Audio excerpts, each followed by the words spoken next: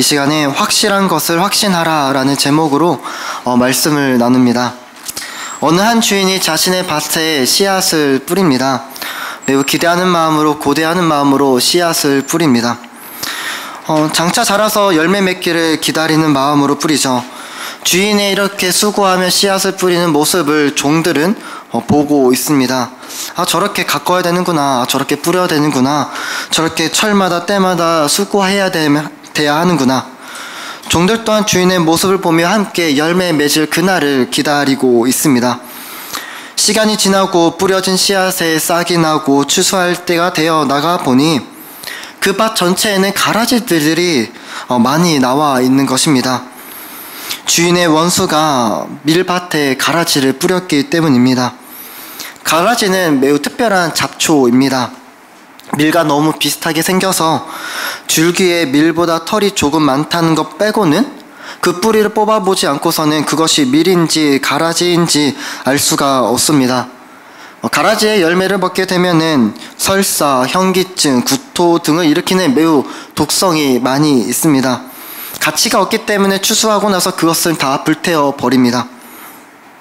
이제 곡식을 얻으려 할 때, 수고의 결과를 얻으려 할 때 가라지들이 보이는 것입니다. 그러자 종들은 주인에게 묻습니다. 주인님 도대체 저 가라지들은 어디서 난 것입니까?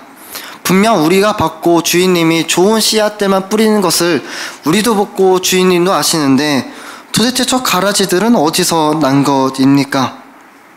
저 가라지들은 도대체 어떻게 해야 할까요? 예수님은 이 비유를 제자들에게 말씀하시고 설명을 하십니다. 좋은 씨를 뿌리는 자는 인자 예수님이고 밭은 세상이고 좋은 씨에 자라는 열매는 천국의 아들들이며 가라지는 악한 자의 아들들이고 가라지를 뿌린 원수는 마귀다. 그 추수 때는 세상 끝이다. 사실 이 비유에서 중요한 핵심은 바로 이 하인들이 했던 질문에 있습니다. 그들의 첫 번째 질문은 밭에 좋은 씨만 뿌렸는데 도대체 이 가라지들은 어디서 생긴 것입니까? 그리고 두 번째 질문은 이 가라지들을 우리가 어떻게 해야 할까요? 사실 이 비유에서 하인들이 했던 질문은 당시 제자들이 하고 싶었던 질문입니다.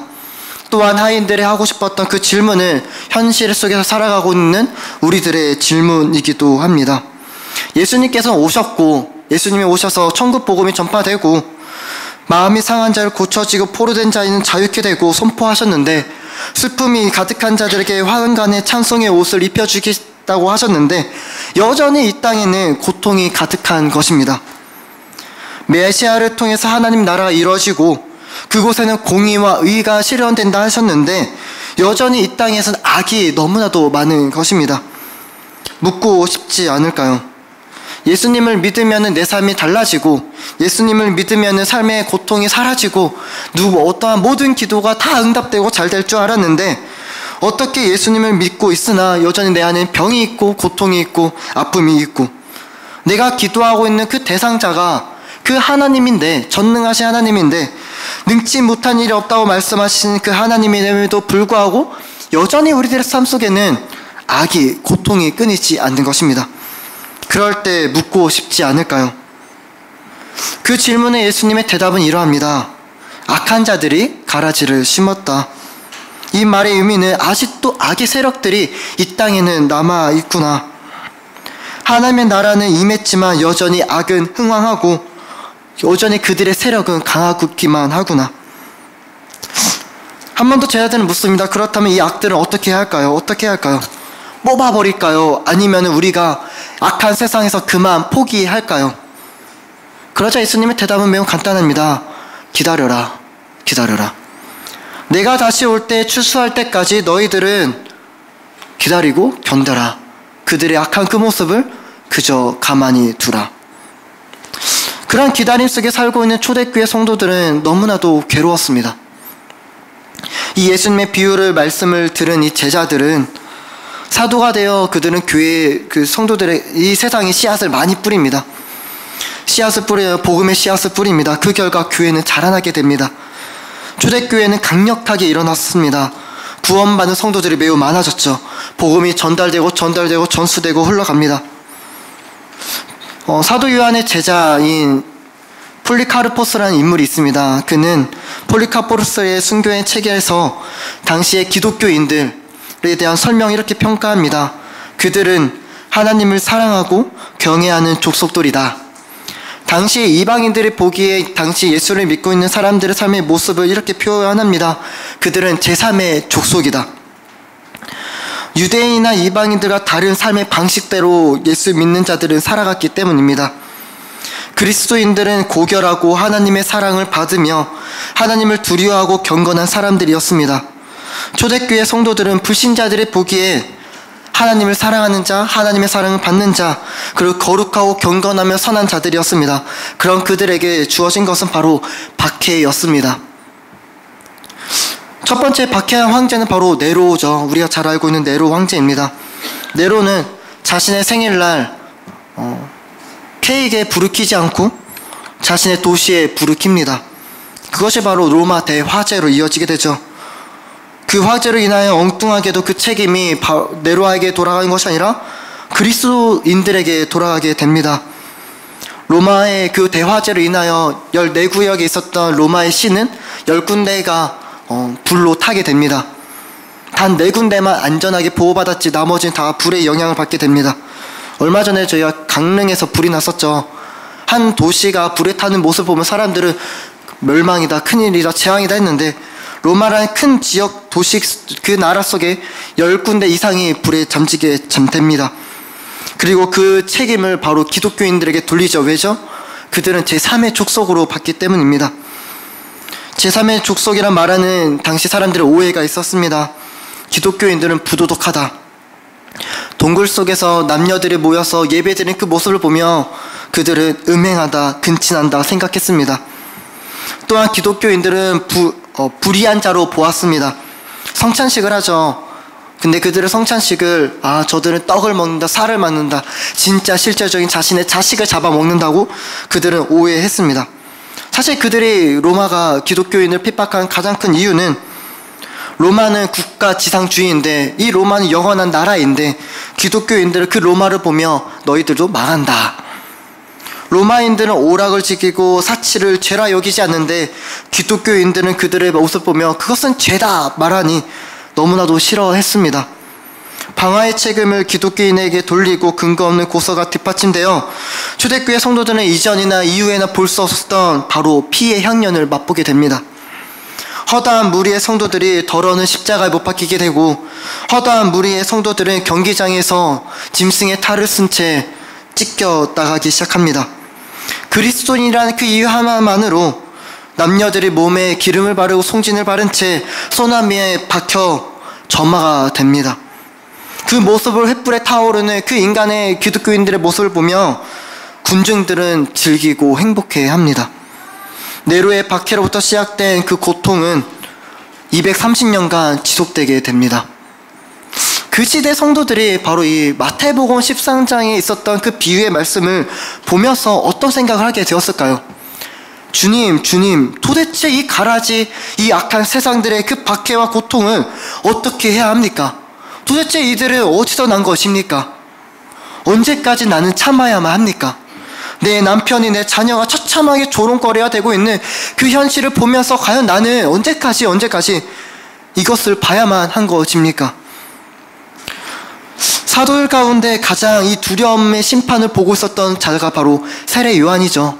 마지막까지 살았던 자, 그리고 그 세례 요한은 그렇게 박해당하고 있는 그리스도인들의 성도들의 모습을 다 보게 됩니다. 요한은 오늘의 본문 14장에서 심판의 모습을 보여줌으로써 당시 성도들이 예수를 믿는다는 그 이유 하나만으로도 고난과 고통과 순교를 당해야만 했던 그들에게 편지를 써 보내줍니다. 요한이 과연 무슨 말을 해주고 싶을까요? 그렇게 고통과 핍박 속에 당하고 있는 그 성도들에게 과연 하나님은 그들에게 무엇을 말씀해주고 싶은 것일까요? 요한이 보게 된 것은 과연 무엇인지, 그리고 그가 본 것을 통해 당시 성도들에게 무엇이 전달되고 그들은 무엇을 믿었는지 오늘의 본문의 말씀 속에서 우리가 살펴봤으면 좋을 것 같습니다. 14장 함께 읽은 14절에서 요한은 자신의 본 것을 이렇게 표현합니다. 보라. 고개를 들어 그가 본 것은 바로 하늘입니다. 그리고 흰 구름이 떠 있는 것을 보죠. 세상 어디를 가도 흔히 볼 수 있는 것이 바로 구름입니다. 제가 하와이를 갔었잖아요. 하와이에 가서 내리고 본 것은 바로 구름이었습니다. 사실 그 구름은 어디서나 볼 수 있었던 구름이 아니라 하와이에서만 볼 수 있었던 구름. 사실 제가 동탄 와고 나서 좀 곁길인데 그 하늘을 보면서 그리워했습니다. 성도님들이 강도사님 신혼여행 평생의 마지막이니까 잘 보고 오세요. 가서 몰랐어요. 갔다 오니 알았습니다. 그 구름이 아니구나. 아무튼 근데 요한은 구름을 보게 됩니다. 그리고 근데 그 구름은 평소에 봤던 구름이 아닌 거예요. 그 이유는 그 구름에 인자 같은 이가 앉아있기 때문입니다. 그리고 그 본문은 그분은 금면류관을 쓰고 있습니다. 이 인자 같은 이라는 표현은 사실 다니엘 7장 13절에 기록되어 있습니다. 다니엘의 환상 중에 인자 같은 이가 하늘 구름을 타고 와서 애적부터 항상 계신 이에게 나아가 그 앞에 인도되매 구름을 타고 오시는 그 분을 보며 다니엘은 인자 같다라고 합니다. 사실 구름은 하나님이 타고 다니시는 것을 의미합니다. 근데 하나님은 아닌 거예요. 왜죠? 인자 같은 사람의 모습을 하고 있기 때문입니다. 그래서 우리는 그분이 하나님이시고 또한 참 인간이신 예수 그리스도라는 것을 알 수가 있습니다. 예수님께서는 복음서에서 자신을 또한 인자라고 표현하십니다. 인자가 온 것은 섬김을 받으려 함이 아니요 섬기려 하고 많은 사람들을 속죄하여 대속물로 주기 위함이라.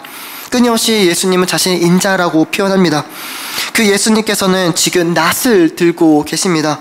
왜 낫을 들고 계실까요? 그 이유는 추수하기 위해서입니다. 추수. 근데 아직 이 낫을 휘두르지는 않고 있어요. 그런 예수님을 보면서 한 천사가 소리쳐 외칩니다. 이 낫을 휘둘러 주시옵소서. 마치 고난과 고통이 가득한 이 땅에서 하나님 그 우리를 좀 구원해 주십시오. 외치고 소리칩니다. 그 천사가 외쳤기 때문이 아니라 예수님은 때가 되자 그 낫을 땅에 휘두릅니다. 그 결과 너무나도 손쉽게 자신에게 수고했던 열매들을 거두게 됩니다. 그리고 나서 또 한 천사가 등장을 합니다. 그 천사는 성전에서 나옵니다. 성전에서 나왔다는 그 표현을 통해 알 수 있는 것은 하나님으로부터 부름을 받았구나 라는 것을 알 수 있습니다. 그리고 그 천사의 손에는 또한 낫이 들어져 있습니다. 이번 또한 다른 불을 다스린 천사가 낫을 들고 있는 천사에게 외칩니다. 땅에 있는 포도송이를 거두어 달라고 말이죠. 그러자 낫을 들고 있는 천사는 휘둘러서 포도를 거두기 시작합니다. 너무나 쉽게 거두죠. 근데 좀 특별한 것이 있습니다. 하나님의 진노의 포도주 틀에 그 거둔 포도를 둔다는 사실입니다. 당시 포도는 보관하기 쉽지 않기 때문에 건포도가 아닌 이상 포도를 따고는 포도주로 만들었다고 합니다. 포도주를 만들기 위해서는 먼저 포도주 틀에 포도를 다 넣습니다. 그리고 포도주를 만들기 위해서는 그 포도를 다 발로 밟습니다. 사도 요한은 그 당시 사람들에게 잘 알고 있는 이 포도회라는 이야기를 통해서 빨갛게 흘러나오는 그 포도즙에 나오는 그 피를 연상시킵니다. 그 피가 1600스타디온이 나오죠. 그것은 바로 300km를 의미합니다. 바로 이스라엘의 남과 북의 그 거리를 의미하죠. 이 말의 의미는 이스라엘 전 지역에 있을 심판을 이야기하고 있습니다. 초대교회 성도들이 마태복음 13장에 있었던 그 비유의 말씀을 통해서 언제입니까? 어떻게 할까요? 라는 그 질문과 물음 속에 그 요한계시록 14장에 들려지는 그 메시지를 받아들인다면 어떤 마음이 들까요? 그럼 그들에게 요한의 편지 요한계시록 14장은 내가 너희를 구원할 것이고 너희를 그렇게 악하게 괴롭혔던 그 악인들을 향해서 내가 철저하게 그들을 심판할 거야. 성도들을 죽이고 박해하고 그들의 죽음을 비웃던 자들은 결국 하나님의 진노의 심판을 통해 멸망당할 것이다. 그 메시지가 그들에게는 위로가 되고 희망이 됩니다. 만약에 초대교회 성도들이 그 미래에 있을 구원과 미래에 있을 그 심판의 메시지를 현실 가운데 확신하지 못했더라면 그들은 과연 순교를 각오할 수 있었을까요? 과연 그들은 무엇으로 위로받을 수 있었을까요? 초대교회 성도들은 그 미래에 있을 하나님께서 보여주신 요한을 통해 말씀해 주신 그들의 그 구원과 그들의 그 악인들의 멸망의 그 메시지가 현실 속에 그들은 확신하게 됩니다. 그렇기 때문에 그들은 포기치 아니하고 순교를 감당할 수 있게 된 것이죠. 귀한 성도님, 과연 우리는 무엇을 확신하며 살아가고 있단 말입니까? 사실 우리들의 삶은 불확실한 미래를 바라보고 있습니다. 불확실하다는 것은 미래가 어떻게 전개될지 모른다는 것이죠. 또한 이 정확한 정보를 알 수 없다는 것을 의미합니다. 우리는 어떻게 내 앞으로 어떤 일이 펼쳐질지 모르며 살아갑니다. 근데 참 중요한 것은 불확실한 미래를 매우 용감하게 확신하며 살고 있다는 사실입니다. 이렇게 하면 될 것이다. 여기서는 로또를 사본 적 있으신가요? 로또에 당첨된 확률은 800만 분의 1이라고 합니다. 0.0000125%. 그렇게 사봤자, 한 주에 하나 사봤자 그냥 52주 몰아서 사자, 52개 사자, 그래봤자 그래도 당첨된 확률은 0.00065%. 매우 불확실합니다. 사람들은 불확실한 것에 용감하게 확신을 겁니다. 이렇게 하면 될 것이다. 이렇게 또 말해요. 안 사는 것보다 낫지 않느냐. 안 사면은 0%인데 그 사니까 0.0000125%가 되는 거 아닙니까? 맞아요. 가능성이라 있습니다. 중요한 것은 그 가능성 때문에 확신할 수는 없습니다. 문제는 뭐냐면은 불확실한 인생 가운데 확신하며 산다는 것이 문제입니다. 이렇게 하면 될 거다. 왜 도박을 할까요? 도박에 내 앞의 미래를 알지 못한 내 인생을 이 도박 한 방으로 해결할 수 있다. 그 한 방 때문에 모든 것을 다 걸고 살아가는 것이 문제입니다. 그뿐일까요? 용감하게 우리는 여기는 음주운전 하시는 분은 없죠. 용감하게 우리는 음주운전을 하고 용감하게 졸음운전을 하신 분이 있을 거라 생각합니다. 용감하게 졸음운전을 합니다. 졸음운전이 가장 교통사고 원인 18.5%의 가장 큰 원인이라 합니다. 그럼에도 졸음운전하면 사고가 날 수 있다는 것은 암에도 불구하고 용감하게 여전히 핸들대를 붙잡습니다. 왜 그럴까요? 지금까지 한 번도 교통사고 나온 적이 없거든요. 내가 졸음운전을 했다 해서 한 번도 지금까지 교통사고를 내본 적이 없거든요. 100%입니다. 난 적은. 그러나 그 사실 앞에 우리는 확신을 겁니다. 가능성. 괜찮아. 내가 지금까지 걸린 적이 없는데 음주운전 해도 괜찮아. 안 해. 난 한 번도 걸린 적이 없어. 오늘도 여전히 난 걸리지 않을 거야. 걸리지 않을 거라는 그 불확실한 것을 매우 확신하며 살아가고 있습니다. 성경 속에서 이러한 인물이 있습니다. 베데스다에서 38년 동안 병든 자. 베데스다 그 연못은 수많은 병자들이 모인 곳이죠. 맹인, 다리 저는 자, 혈기 마른 자, 그 많은 병자들이 모입니다. 모인 이유는 단 한 가지예요. 가끔 천사가 이 연못에 들어오는데 그때 제일 먼저 들어가는 사람이 낫습니다. 과연 그것을 확신할 수 있을까요? 38년 동안 그는 병자예요. 어떤 병자냐면 누워있는 병자입니다. 다리는 못 쓰는 병자예요. 그 다리는 못 쓰는 병자가 그 물에 들어갈 확률은 과연 몇 프로가 될 수 있을까요? 손이 병들었으면 다리라도 빠르니 빨리 뛸 수는 있죠. 수많은 병자들이 모여있는 그 자리에서 사람들은 0.0.0.0.1%라는 그 가능성이 있을지라도 38년 동안 그 자리에 머물러 버립니다. 왜죠? 가능성이 있기 때문이죠. 우리는 이 땅 가운데 살아가는 동안 과연 무엇을 확신할 수 있단 말입니까? 우리가 확신하는 것은 결국 가능성을 확신하는 거예요. 내가 잘 될 수 있겠지. 이렇게 하면 될 거야. 그러나 이 땅 가운데 우리가 확신할 수 있는 것은 단 한 가지밖에 없습니다. 그것은 죽음입니다. 죽음만큼이나 확실한 것은 없습니다. 이 자리에서 내가 앞으로 죽을 것이라고 확신합니다.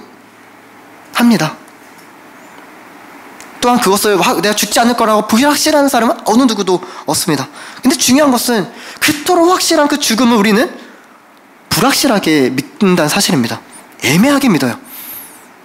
그렇도록 확실한 그 죽음을 우리는 애매하게 믿고 살아갑니다. 마치 내가 영원히 살 것처럼, 마치 나에게 시간이 많은 것처럼 우리는 살아가고 있다는 사실입니다.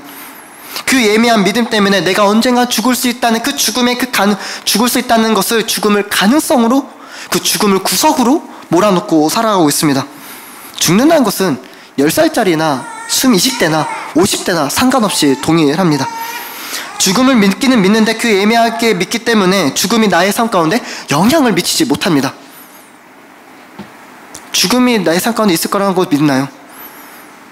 반대로 죽음을 애매하게 믿지 않고 확신한다면 우리 삶 가운데는 매우 유익한 것이 생기게 됩니다. 죽음을 애매하게 믿는 것이 아니라 죽음을 내 삶 가운데 확신하다. 확실하다, 내가 죽는 것이 확실하다 하면은 내 삶 가운데 유익이 있어요. 버킷리스트, 죽기 전에 해봐야 할 것이란 영화가 있습니다. 혹시 보셨나요?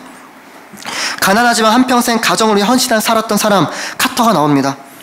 또한 자수성가한 백만장자 괴팍한 성격 때문에 어느 누구도 그와 친구가 되지 않았던 한 인물, 잭이라는 사업가가 나옵니다. 공통점이라는 건 도저히 찾을 수 없는 그들에게 공통점이 있다는 것은 열심히 달려온 그 인생 가운데 얼마 남지 않았다는 것, 바로 죽음이죠. 그들은 그 죽기 전에 해보고 싶은 것들을 적기 시작합니다. 내가 이거 해야지, 이거 해봐야지. 삶의 용기가, 또한 욕구가 살아나기 시작합니다. 사실 이 영화 자체로는 호평을 받지 못했어요. 그러나 이 영화로 인한 많은 사람들에게 영향을 미칩니다. 죽기 전에 해봐야 할 것을 적으며 내 삶이 얼마나 소중한지, 나에게 주어진 가정이, 나에게 주어진 삶이, 인생이, 시간이, 또한 내 돈이 얼마나 가치고 귀한지 사람들은 깨닫기 시작합니다. 확실한 죽음을 내가 확신할 때 내 삶 가운데 분명한 좋은 영향들을 미치게 됩니다. 이렇게 죽음이 확실하다면 죽음 이후에 있는 그 세계는 어떨까요? 죽음이 확실하다면 내가 죽을 것도, 내가 또한 내 자녀가 죽을 것도, 모든 사람이 다 죽을 것을 우리가 확실하고 확신한다면 죽음 이후에 있을 그 심판과 구원은 어떨까요? 예수 믿으면 천국 갑니다. 예수 믿지 않으면 지옥 갑니다. 많은 사람들이 이 말에 대한 거부감을 가지고 있는 것은 사실입니다. 무엇에 대한 거부감일까요? 천국과 지옥에 대한 거부감일까요? 아닙니다. 예수를 믿으면, 이것이 그들의 거부감이고, 예수를 믿으며 간다는 것 자체가 그들의 그 전제를 그들은 거부합니다. 정말 예수 믿지 않는 사람들이 천국과 지옥이 없다고 생각할까요? 정말 이 세상에 죽고 나면 아무것도 없고 그냥 다 사라진다 라고 생각하며 살아가는 것일까요? 다시 말해 영생이란 것을 그들은 생각조차 마음조차 없는 것일까요? 전 그렇지 않다고 생각합니다. 예전에 TV를 보면서 유명 연예인들이 죽는 경우를 보게 됩니다. 동료 이제 연예인자들이 이렇게 나와서 인터뷰를 해요. 누구누구야, 이제 편히 쉬어라. 너가 지금까지 고생했고 수고했고, 맞아요, 그것은 맞습니다. 그러나 이제 앞으로는 뭘까요? 미래이죠. 이제 앞으로는 좀 편히 쉬어라. 고생했어. 하늘에서 좀 잘 쉬어. 걱정하지 마, 고생하지 마. 이런 인터뷰가 한 명이 아니에요. 모든 연예인들이 다 그렇게 인터뷰를 합니다. 가끔씩 가족이나 친척들이 장례가 있으면은 장례를 끝나고 화장을 하고 납골당에 가게 됩니다. 저는 유독 납골당에 가면은 제 지인뿐만 아니라 주변에 있는 것들 다 이렇게 둘러봐요. 가게 되면은 뭐 기독교관, 뭐 다양한 관이 있잖아요. 다 둘러봅니다. 특징이 있어요. 자신이 사랑하는 그 가족의 그 죽음 앞에서 그래 넌 끝났다 말이 아니라 다 한 가지의 편지를 씁니다. 한 편지를 이걸 드리도록 할게요. 사랑하는 동생아, 누나가 너무 오랜만이지. 누나는 아직도 믿기지가 않는다. 아직도 너무 무섭고 너무나도 아파. 엄마도 아직까지 너무 아파해. 아마 평생 아플 거야. 항상 보고 싶은 내 동생. 누나랑 늘 함께 해줘. 그리고 함께 만날 그날까지 기다릴게. 그 곳에 가서 보는 편지들의 내용은 할아버지 하늘에서 편지 주세요. 할아버지 우리 지켜보고 있죠. 엄마 먼저 가서 미안해. 모든 사람들은 다 죽음 앞에서 영원할 것을 의미하고 소망하며 살아가고 있습니다. 어느 누구도 죽음 이후에 아무것도 없다고 생각하지 않습니다. 그래서 종교개혁자 칼빈 이렇게 말을 해요. 모든 사람의 마음에는 하나님께서 영원을 사모하는 마음을 주셨다. 그렇다면 죽음이 확실하고 죽음 이후에 있을 그 구원과 심판이 확실하다면 그 확실한 것이 과연 내 삶 가운데 영향을 미치고 있는가? 과연 나는 그 확실한 죽음을, 확실한 구원과 심판을 확신하며 이 땅을 살아가고 있는가? 당시 초대교회 성도들은 이 질문 앞에 네, 확신합니다. 그들은 그 죽음과 그 심판과 그 구원을 확신하기에 그들은 순교할 수 있었고, 그들은 믿음을 지킬 수 있었고, 그들은 인내할 수가 있었습니다. 앞으로 내 삶 가운데, 미래 가운데 펼쳐질 그 죽음과 구원과 심판을 내가 확신하기 때문에 그들은 믿음을 지킬 수 있었다는 사실입니다. 과연 그렇다면 우리도 똑같이 믿고 예수를 믿고 있는데 확실한 그 구원과 심판이 과연 내 삶 가운데 영향을 미치고 있는가? 오늘의 본문의 말씀 속에서 우리 세 가지를 간략하게 살펴봤으면 좋겠습니다. 확실한 것을 확신할 때 성도 가운데 주어지는 세 가지는, 첫 번째는 바로 인내입니다. 성도의 인내이죠. 성도는 인내하는 자입니다. 인내는 고통을 전제로 합니다. 고난을 전제로 하죠. 편안하게 살아가면서 내가 인내하고 있어 라고 말할 수는 없습니다. 그 고통과 박해를 참고 견디는 것을 바로 우리는 인내라고 합니다. 인내하는 이유는 단 한 가지예요. 약속이 있기 때문입니다. 초대교회 성도들이 인내할 수 있었던 이유는 단 한 가지입니다. 약속이 있었어요. 어떤 약속이죠? 구원이라는 약속. 히브리서 10장 36절에 너희에게 인내가 필요함은 너희가 하나님의 뜻을 행한 후에 약속하신 것을 받기 위함이라.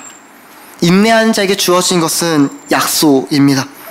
귀한 성도님, 어떤 약속을 소망하고 있습니까? 성경은 그렇게 인내했던 한 인물을 소개합니다.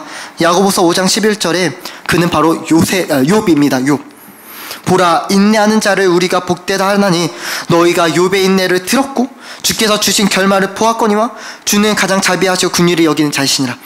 욥은 인내하는 자였어요. 고난이 있었습니다. 어떤 고난이었을까요? 경제적, 정신적, 육체적, 영적, 포콤보. 경제적으로 모든 재산이 잃어버려요. 양 7천, 낙타 3천, 소 500, 암나기 500, 종들 한순간에 잃어버립니다. 또한 우리가 만약 경제적으로 우리는 한 10,000원만 잃어도 괜찮으십니까?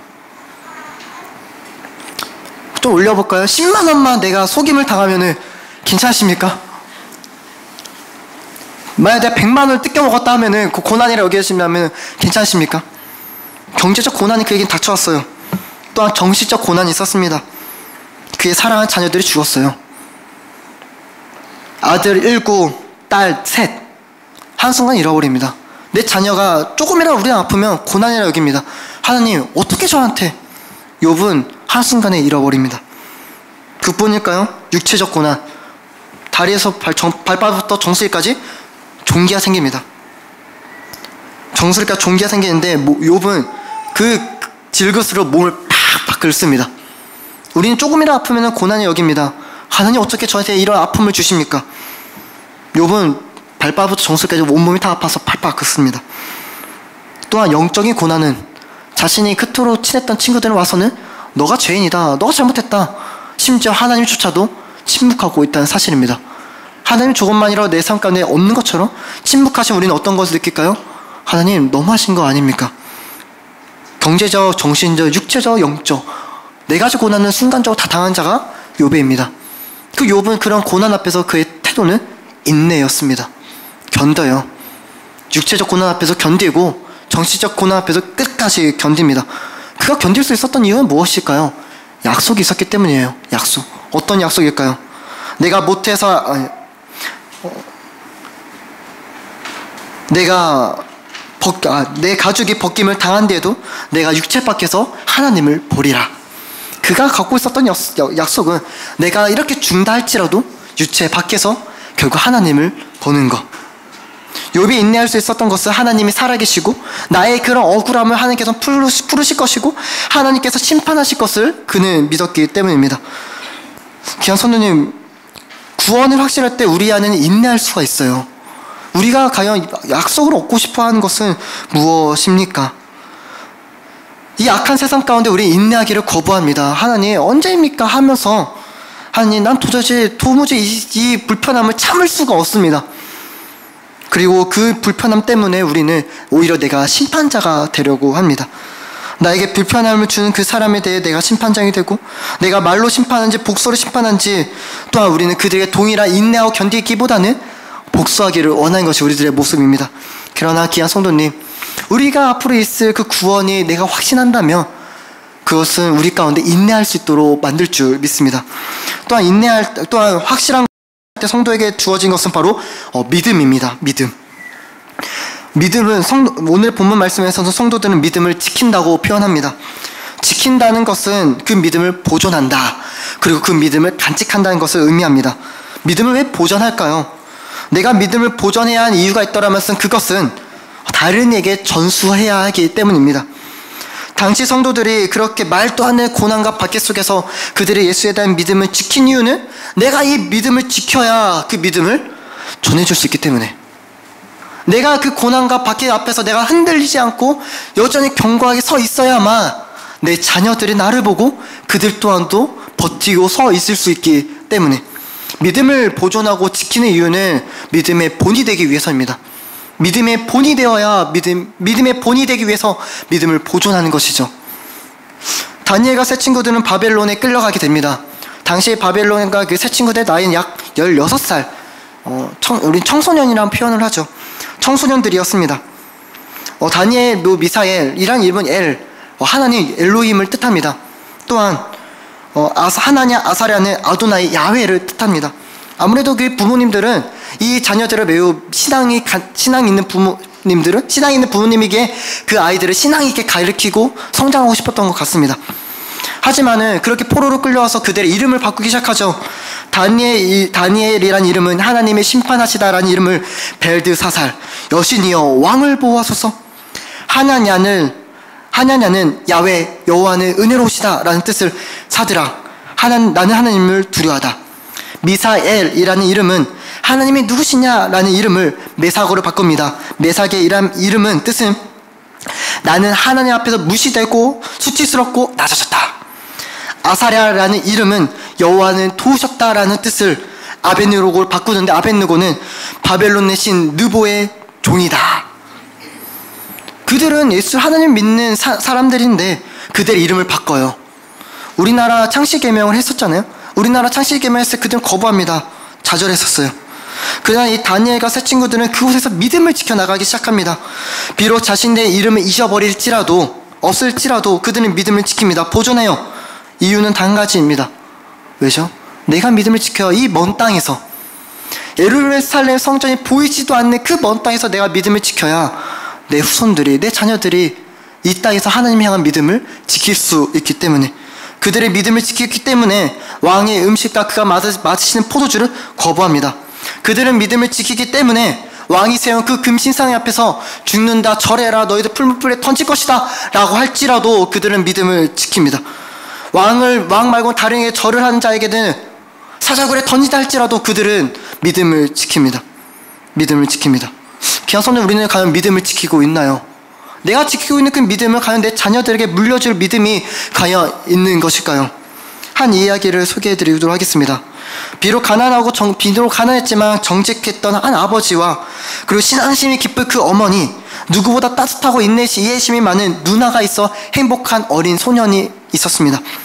아버지가 만든 통나무집에서 여름에는 비가 오면은 그 통나무집 안에는 비가 쏟아져 내려오고, 가난하고 힘들었으나 그러나 그들에게 행복은 주일이면은 주님 앞에 교회 나가서 예배 드리는 것을 행복이라 여겼습니다.